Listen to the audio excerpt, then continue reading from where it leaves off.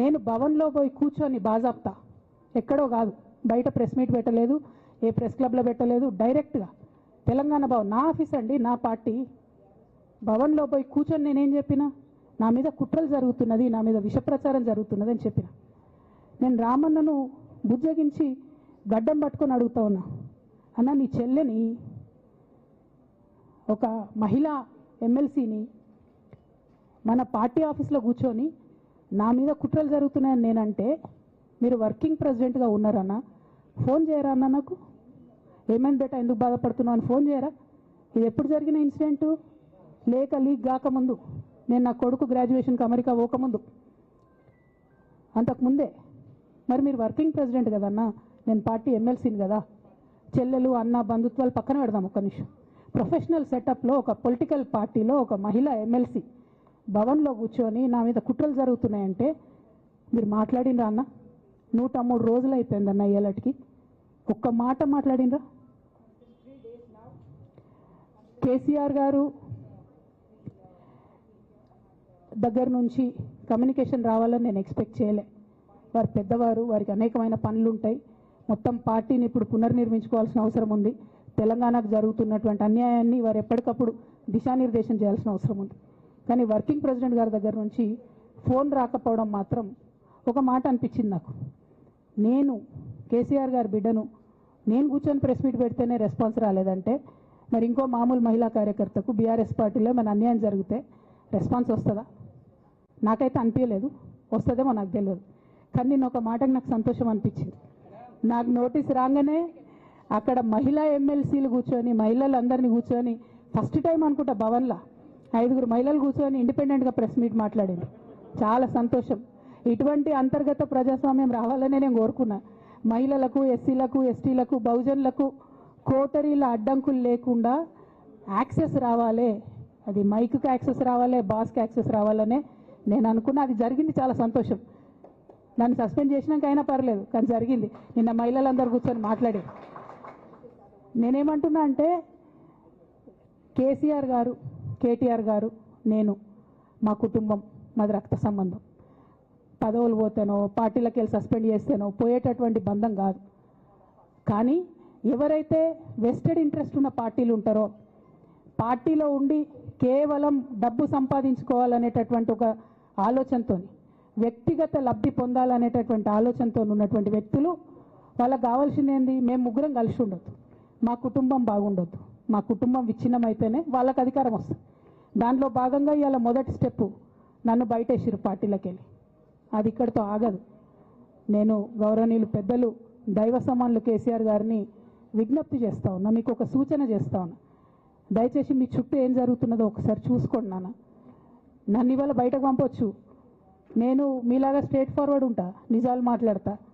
నేను ఉద్యమం నేపథ్యం నుండి వచ్చిన కాబట్టి నాగ్గా ఉన్నది లేనట్టుగా, లేనిది ఉన్నట్టుగా, మోసం చేయాలని చెప్పో ఇంకోటి చేయాలని చెప్పో మాట్లాడను. స్ట్రేట్ ఫార్వర్డ్గా ఇష్యూస్ మాట్లాడతా కాబట్టి నన్ను ఇలా బలి చేసి పర్వాలే.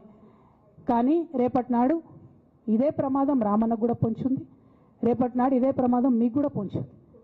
అల్టిమేట్గా బీఆర్ఎస్ పార్టీని హస్తగతం చేసుకోవడానికి జరుగుతున్నటువంటి కుట్రలో భాగంగానే ఇవాళ నన్ను ఎలిమినేట్ చేయడం జరిగింది.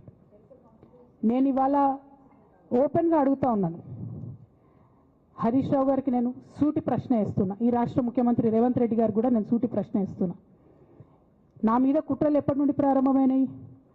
ఎప్పుడైతే హరీష్ రావు గారు, రేవంత్ రెడ్డి గారు ఒకే ఫ్లైట్లో హైదరాబాద్ నుండి ఢిల్లీకో, ఢిల్లీ నుండి హైదరాబాద్లో ఒకే ఫ్లైట్లో వాళ్ళిద్దరు ప్రయాణం చేసి వచ్చినప్పుడు హరీష్ రావు గారు రేవంత్ రెడ్డి గారు కాలు పట్టుకొని సరెండర్ అయినాక ఈ కుట్రలు స్టార్ట్ అయినాయి, నా మీద ఈ స్టోరీలు స్టార్ట్ అయినాయి, మా కుటుంబాన్ని విడగొట్టాలనేటటువంటి కుట్ర స్టార్ట్ అయింది. నేను ఛాలెంజ్ చేస్తూ ఉన్నా, రేవంత్ రెడ్డి గారు మీరు చెప్పండి, ఆ ప్రయాణం జరిగిందా జరగలేదా? హరీష్ రావు గారు మీరు చెప్పండి, ఒకే ఫ్లైట్లో మీరు రేవంత్ రెడ్డి గారితో కలిసి వచ్చిండ్రా రాలేదా? ఆ తర్వాత నుండే నా మీద ఈ కుట్రలు జరుగుతున్నాయా లేదా? సరెండర్ అయింది మీరు. ప్రతి ఒక్క విషయంలో దాదాపు ఒక 7-8 ఇష్యూస్ ఉన్నాయి, ఇన్సిడెంట్స్ ఉన్నాయండి. అఫీషియల్ పిఆర్ఓ ట్వీట్ చేస్తాడు, Congress party official PRO tweet చేస్తాడు, ముఖ్యమంత్రి గారు పిఆర్ఓ, ఈ పాల వ్యాపారంలో అవినీతి జరిగిందని.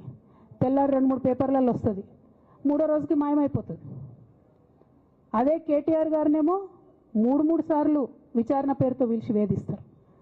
అంటే కేసీఆర్ కుటుంబం నికార్స్గా బరిగీసుకొని కాంగ్రెస్ పార్టీతో రేవంత్ రెడ్డితో కొట్లాడుతున్నాం కాబట్టి మా మీదనేమో కుట్రలు జరుగుతాయి, మా మీదనేమో కేసులు పెడతారు. మీ మాత్రం 1 or 2 days హెడ్లైన్స్ వస్తే తర్వాత న్యూస్ గాయబవుతుంది. ఎన్ని జరగలే చెప్పండి హరీష్ రావు గారి విషయంలో. ఫస్ట్ పాల వ్యాపారం మీద ఏమొచ్చినాయి ఆరోపణలు. ఆనాడు బీఆర్ఎస్ పార్టీ గవర్నమెంట్లో SC ST BC హాస్టళ్లకు Harish Rao గారి పాల వ్యాపారం నుంచి పాలు సప్లై చేసిరనే ఆరోపణలు అయోధ్య రెడ్డి గారు ట్వీట్ చేసిరు. గతం 2 రోజులు పోయింది ఆరోపణ. ఎందుకు సరెండర్. నెక్స్ట్ ఒక అభియోగం చేసిరు ముఖ్యమంత్రి గారు. రంగనాయక్ సాగర్ దగ్గర ఈయనకు ఫామ్ హౌస్ ఉంది, అది ప్రభుత్వ భూమి కబ్జా చేసిండని. 1 day headline, 3rd day news గాయబ్. No case nothing. కేటీఆర్ పరిస్థితి ఏంటి? ఎన్ని కేసులు పెట్టిరు కేటీఆర్ అన్న మీద? ఎన్నిసార్లు పిలిచిండు విచారణకు? ఇవన్నీ పక్కన పెడదాం. నిన్నటి లేటెస్ట్ ఇష్యూ మాట్లాడదాం. కాళేశ్వరం కానీ ఇంకోటి కానీ ఏ ప్రభుత్వంలో అయినా పొలిటికల్ పాలసీ చేసేవాళ్ళు, విధానపరమైన నిర్ణయాలు తీసుకునే వాళ్ళు ముఖ్యమంత్రులు ఉంటారు. కింద ఉన్నటువంటి మంత్రులు దాన్ని ఎగ్జిక్యూట్ చేయాలి. కేసీఆర్ గారు ఒక పాలసీ డెసిషన్ తీసుకున్నారు, నేను కాళేశ్వరం ప్రాజెక్టు కడతా, దానికి ఇన్ని డబ్బులు ఇస్తా అని. ఆనాడు మంత్రి ఎవరు? ఎగ్జిక్యూషన్ చేయాల్సింది ఎవరు? 2014 నుంచి 2018 వరకు తుమ్మిడిహెట్టి దగ్గర నుంచి మేడిగడ్డకు స్థలం మార్చినప్పుడు మంత్రి ఎవరు? ప్రాజెక్టులు డిసైడ్ చేసినప్పుడు మంత్రి ఎవరు? అన్ని మీటింగ్లు టెక్నికల్ ఇష్యూస్ చూసుకోవాల్సింది ఎవరు? ఇవన్నీ రేవంత్ రెడ్డి గారు మాట్లాడారు. నేను మొత్తం అసెంబ్లీ స్పీచ్ చూడరు మీరు. వీళ్ళ మ్యాచ్ ఫిక్సింగ్ అనేది మీకు తెలిసిపోతుంది. ఏం మాట్లాడరు ఆయన. ఎంతసేపు కేసీఆర్ కాళేశ్వరం కట్టిండు, కేసీఆర్ కుటుంబం 1,00,000 కోట్లు తిన్నది. అరే 2007 నుంచి ఇప్పటివరకు కాళేశ్వరం 1,00,000 కోట్లు కూడా ఖర్చు కాలే. 1,00,000 కోట్లు ఖర్చు కాని ప్రాజెక్టులో 40 లక్షల ఎకరాలకు నీళ్ళీయంగా కూడా 1,00,000 కోట్ల అవినీతి అయింది అంటారు రేవంత్ రెడ్డి గారు. దాన్ని మళ్ళీ ఓన్లీ కేసీఆర్ గారి గురించి చెప్తారు, హరీష్ రావు గారి గురించి మాట్లాడరు. ఎందుకంటే ఇంటర్నల్ అండర్స్టాండింగ్ ఉంది.